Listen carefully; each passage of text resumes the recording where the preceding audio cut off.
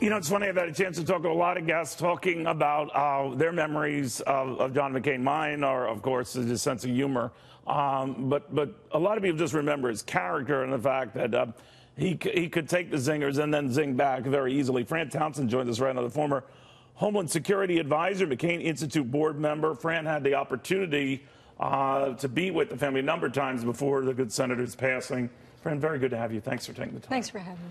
How were they doing then? I mean, you're dealing with the inevitable. I like something you had said, that you know it's coming. It doesn't make it any less painful when it comes. No, and I don't think it really matters in the moment when it does come. But, you know, Cindy McCain has been extraordinary. She's been by his side every minute of every day. She's been his caregiver and his advocate and his protector. This is this giant of a man, and she has been just extraordinary. And so it's a tribute to the family. He wanted the opportunity to see people he loved and say goodbye and talk to them. He was very cognizant when I was there. You know, like anyone with a terminal illness, you have good days and bad days, but he was very cognizant of what was going on in Washington. I think he was frustrated not to be in the arena, still fighting, trying to make us better. But it was the privilege of my life to have these handful of opportunities to be out there with them and to share those moments with somebody I really loved. Now, you mentioned Cindy McCain. You know, she has been mentioned as an interim replacement for her husband. Any thoughts on that and what we get from this process? You know, it's hard, Neil.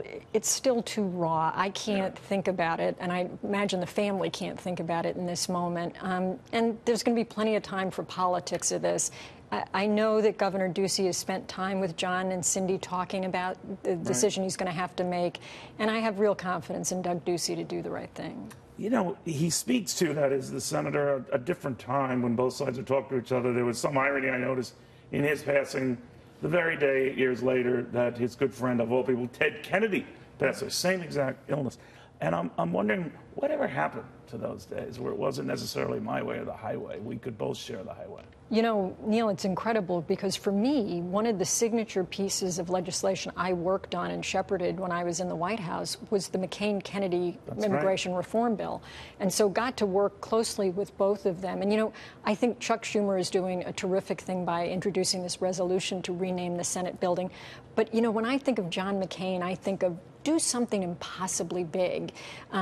You'd hope to see Mitch McConnell and Chuck Schumer, even Pelosi and Ryan, come together and say, maybe we do something everybody thinks is impossible to get done, like immigration in John's legacy, because that's how McCain was. He was not afraid of taking on impossible things, and even if you fell short, you made progress. And so that's the John McCain that I knew, I admired, I loved, and you would hope that in Washington they'd take this opportunity to set aside some of the differences and really accomplish something. No, I think you spoke very eloquently about that, Fran, and I always notice the times I've come to Washington, you know the city far better than I always think it's like professional wrestling. Yeah. They come at each other, but I've seen when I go down there, Democrats and Republicans slapping each other in the back, joking with each other. And yet before the microphone, he is an awful human being, and on they go. And it's like silly theatrics. And at their core, they're decent human beings. They talk to each other. They share stories and kids and grandkids. What's wrong with that? I mean, Ronald Reagan built a presidency on it. JFK was pretty good at it. What happened? You know, and McCain was he was not just a mentor to people like me, right? I can remember traveling with McCain to the Munich Security Conference, and he would take new members of the House and Senate, Republican and Democrat, with him because he wanted to spark their passion for national security issues that he cared so deeply about. He wanted them to get to know one another, travel together, have meals together.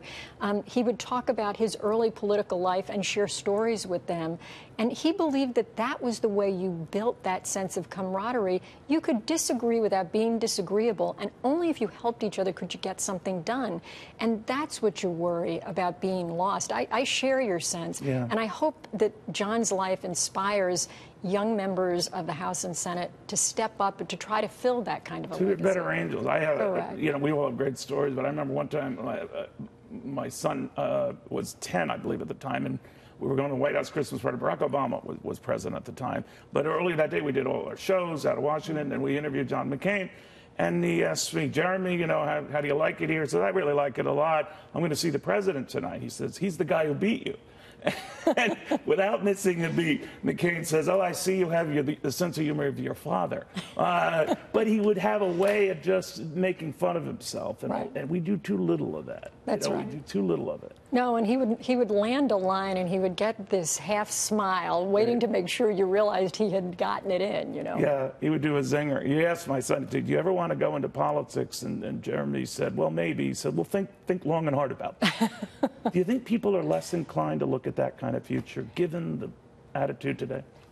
I do think people are less inclined, although, I have a soon-to-be 17-year-old son who shares a birthday. The same age, yeah. Shares a birthday with John McCain. Wow. And has been inspired to say, this isn't the Republican Party, this isn't the politics that I admired so much in John McCain. Very true. And I want to go in just because I want to change it. And so you hope that others feel the same way. Someone will do that. Right. Fran, thank you for taking the time. Thanks, Nick. I know you're under commitment to other people, so I appreciate that. Fran Townsend, the former Homeland Security advisor.